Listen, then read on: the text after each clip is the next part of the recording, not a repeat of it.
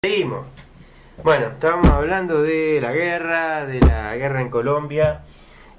Bueno, en todo este proceso, Colombia ha, digamos, como una de las formas de contrarrestar a la guerrilla surgieron los famosos paramilitares, que no son un invento colombiano. Recordamos que existieron acá en los años 70 el Escuadrón de la Muerte, ¿verdad? Los paramilitares en Colombia alcanzaron a tener muchos miles de hombres en armas, ¿no? Estaban financiados, eso sí, con el narcotráfico en forma directa, ¿verdad? Eran narcotraficantes, eran grandes narcotraficantes, pero además estaban financiados con fondos de la oligarquía colombiana, ¿verdad? Y los narcotraficantes cometieron violaciones de los derechos humanos masivas, de todas las clases, ¿no? De violaciones masivas de mujeres, ¿verdad? De niñas, asesinatos, tienen miles y miles de asesinatos, ¿no? Y mira, recién justo hace poco leí un artículo en el New York Times que habla del destino, ¿no? De los algunos de ellos, de los dirigentes, hace algunos años hubo un proceso de paz con los paramilitares, sí, en los cuales ellos aceptaron entregarse al Estado colombiano a cambio de condiciones beneficiosas.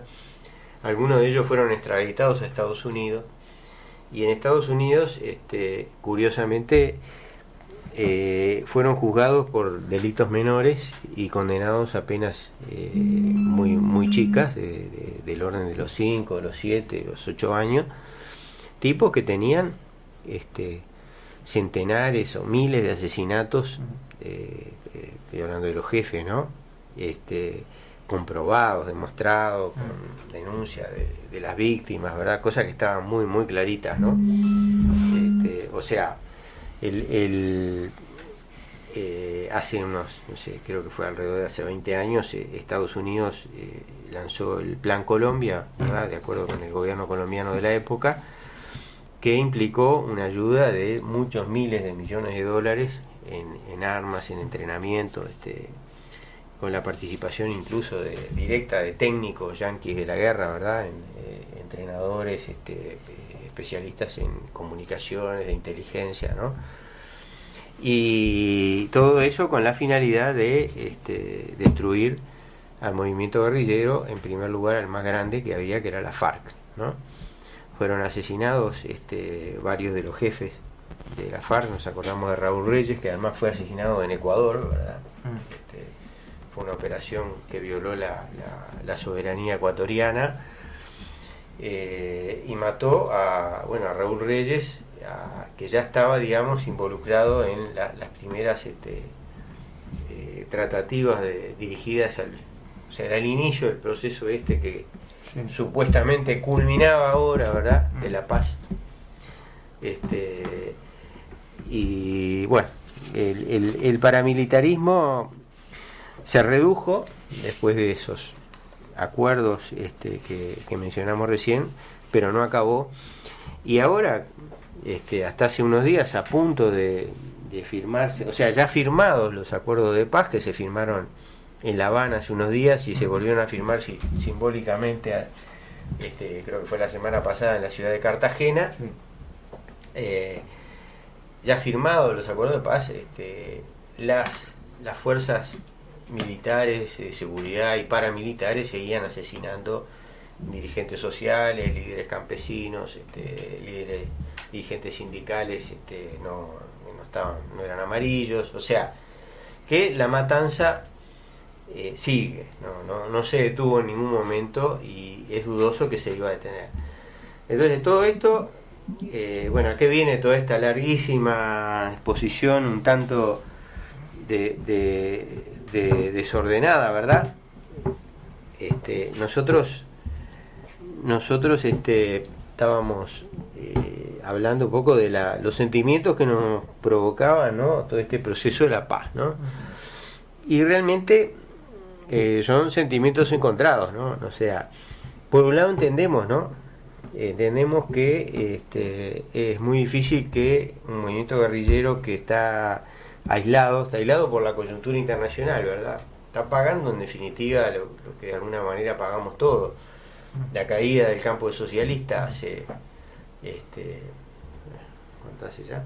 Más de 20 años, ¿no? Más de 20 años. Más de 26 años. 25 años, 26 años, ¿verdad? La caída del derrumbe del campo socialista, y a partir de eso como que hay un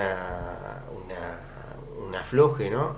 En todos los frentes, un retroceso, y uno entiende que si antes era difícil que la FARC hubieran podido triunfar, obtener una victoria decisiva, ¿no? Sobre el Estado colombiano, ahora era todavía más difícil, ¿no?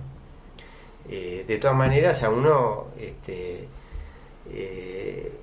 sabiendo lo difícil que resulta que en el seno del pueblo surja una organización que alcance el desarrollo que alcanzaron las FARC, ¿verdad? Tener miles de hombres sobre las armas, ¿no? Con un objetivo definidamente socialista, ¿verdad? Con una ideología marxista. A uno le resulta doloroso ver que de alguna manera todo eso se entrega, ¿no? En una mesa de negociación en la cual en definitiva no se ha puesto en cuestión la esencia capitalista del Estado colombiano, ¿no? Porque ahora vamos a leer algunos fragmentos de un trabajo que salió hoy en Rebelión, de Jaime Jiménez, que especifica un poco los puntos más controversiales, ¿no? Que implicaba los tratados de paz más controversiales para la derecha colombiana y para la oligarquía compañera. La derecha colombiana se dividió, oye, te deben saber seguramente todos, el gobierno de Santos llegó al acuerdo, ¿verdad? Después de varios años de negociaciones, y el sector más vinculado al paramilitarismo y al narcotráfico, que es el de Uribe, ¿verdad? Uribe es un tipo que fue presidente de Colombia, creo que fue en su gobierno que se inició el Plan Colombia, ¿no? Un tipo que planteó que la única forma de enfrentar a la FARC era el exterminio, y a pesar de que los inmensos recursos dirigidos a ello, empleados en todos los frentes, ¿verdad? El militar, el paramilitar, el apoyo yanqui de la última tecnología, ¿verdad? No anduvieron ni cerca de eliminar a SARC, pudieron matar a algunos de sus dirigentes, como Reyes, como decíamos, como Alfonso Cano, ¿verdad? Pero no lograron terminar con la FARC, ni siquiera están en camino. Evidentemente la FARC no estaban en un camino que conducía a su destrucción. Evidentemente están muy asentadas, ¿no? En el pueblo, sobre todo rural de Colombia, porque es la única manera que una guerrilla tiene de sobrevivir, ¿verdad? No sus propios medios. Es imposible, y bueno, llegamos a esta situación de que se plantean las negociaciones. Yo decía, bueno, eso es algo que a uno no lo puede poner feliz, ¿verdad? Es evidente que la guerra es mala, es horrible, no vamos a negar esto, ¿no? Pero por otro lado, la paz en Colombia es algo sumamente dudoso, ¿no? Uno podía especular ahora qué iba a pasar, ¿verdad? Si la gente, los más o menos el 20% del pueblo colombiano porque si vamos a ver si hubo una abstención del 60%, si votó el 40%, los que votaron por sí, pues la diferencia fue ínfima, fue unos pocos miles de votos. Los que votaron por sí fueron el 20% y los que votaron por el no fueron el 20% también. Si hubiera establecido, formalizado, ¿verdad? Si hubieran formalizado los acuerdos de paz con el voto del 20% está abierta la pregunta de qué hubiera pasado, ¿verdad? Hubiera habido otra masacre como la que hubo hace unos 30 años, no la hubiera habido, bueno, no lo sabemos, porque tampoco sabemos si esto significa que el proceso de paz está muerto y terminado, ¿verdad? Vamos a leer algunos mensajes porque unos cuantos. El no fue como un buen golpe de derecha a la boca del estómago del presidente colombiano. Abrazo, Graciela. Bueno, yo qué sé, sí, obviamente que sí, ¿no? Para el presidente colombiano fue un golpe muy duro, pero no fue solo un golpe, a mi entender, para el presidente colombiano. Para mí fue lo peor que pudo pasar, ¿verdad? Haber llegado al acuerdo de paz y que fueran rechazados en el plebiscito. La situación que queda es muy mala. Ahora vamos a hablar un poquito más de eso, ¿no? El enorme ausentismo electoral, ¿cómo se interpreta? Saludos, Milano. Y yo la verdad que no lo tengo claro. No lo tengo claro, digo, habría que haber estado en Colombia, haber visto el ambiente, haber visto otros análisis, ¿no? Puede ser un problema de desmovilización popular, de desmotivación, ¿verdad? Puede ser de alguna manera un rechazo a las dos cosas, ¿verdad? A la no paz y a la paz también, no sé, la verdad no lo tengo claro. Buenas noches, camaradas. ¿Qué gobierno podrido neoliberal del Frente Amplio quiere privatizar el hospital de clínica? Quiere privatizar todo este gran fraude amplio. Saludos a todos, el Che Coquito Gali. Un abrazo al Coquito. Otro mío. Y dice Inocencio, manda otro mensaje, dice: recuerdo que cuando Tabaré asumió en 2005, el primero que fue a visitar fue Uribe Vélez. Gracias, Inocencio, el hombre de la memoria fabulosa, nos recuerda las cosas. Otro mensaje: ¿será que con esto de la globalización, después de las elecciones en Yanquilandia, se viene la hecatombe? Un abrazo, Juan Carlos.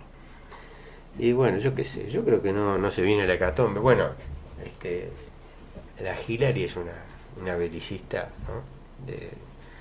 de fuerza mayor. Yo es muy posible que sí, que en Siria sea capaz de enfrentarse directamente a Rusia, y ahí no sé qué puede llegar a pasar. De todas maneras, yo pienso que mi apreciación es que no va a haber hablamos de hecatombe, tipo una guerra mundial, algo así, porque ahora todos los pesados tienen armas atómicas, y me parece a mí, ojalá que tenga razón, porque si no, creo que no nos salvamos ni nosotros acá. Y bueno, volviendo a Colombia, porque todavía no terminamos, vamos a leer algunos fragmentos, ¿no? Este actor, Jaime Jiménez, pone los 5 sapos que, o sea, digamos, la discusión dentro de la derecha, ¿verdad? Entre los que decían que había que votar sí y los que habían que decir votar no, se centraba en 5 puntos que supuestamente le regalaban el país a la FARC, cosa que era absolutamente falsa, ¿no? Por desgracia, hubiera sido así, pero no era para nada así. Entonces, el primer sapo es el de la impunidad. Y acá cita los artículos del periódico proclive a la posición de Santo, ¿verdad? Que dicen: toda negociación de conflicto armado en el mundo, la regla general ha sido la impunidad. O sea, acá se refiere a la dirección de las Fuerzas Armadas Revolucionarias de Colombia, pero también al otro lado, ¿verdad? A los violadores de los derechos humanos dentro de las Fuerzas Armadas y del gobierno colombiano. Se les otorgaba en los hechos una caducidad de la pretensión punitiva, para usar lenguaje autóctono, ¿verdad? Ese lenguaje que inventamos acá, y no eran castigados, ¿no? Entonces dice, bueno, es obvio que ni los guerrilleros no van a ir a una negociación de la cual el resultado es que van a terminar todo preso 30 años. Eso no lo hace nadie, ¿verdad? No iban a ir a algo que iban a estar mucho peor de lo que estaban combatiendo, ¿no? Entonces dice, bueno, la cuestión acá es, después el artículo hace una comparación, si quieren lo pueden leer, ponen Jaime Jiménez y Rebelión, el buscador, y seguramente les va a aparecer, y hace toda una disquisición al que le interese el tema en los conceptos de genocidio, los conceptos de crímenes de lesa humanidad, de crímenes de guerra, según las convenciones de los derechos humanos, ¿no? Pero nosotros, no vamos a entrar en eso porque realmente no nos queda tiempo y no vamos a terminar de tratar. El segundo sapo, el narcotráfico. Y acá algo de lo que ya mencionamos, ¿no? Dice que según Uribe, se ha llegado a un acuerdo sin que me entreguen el dinero del tercer grupo terrorista más rico del mundo. Perdón, ese es el tercero. El segundo es que no van a ser condenados los dirigentes de la FARC por narcotraficantes, cosa que es está unido al primer punto y es absurdo, ¿no? Porque en realidad los guerrilleros no eran narcotraficantes, hasta donde yo sé, por lo menos, ¿verdad? Ya explicamos el tema.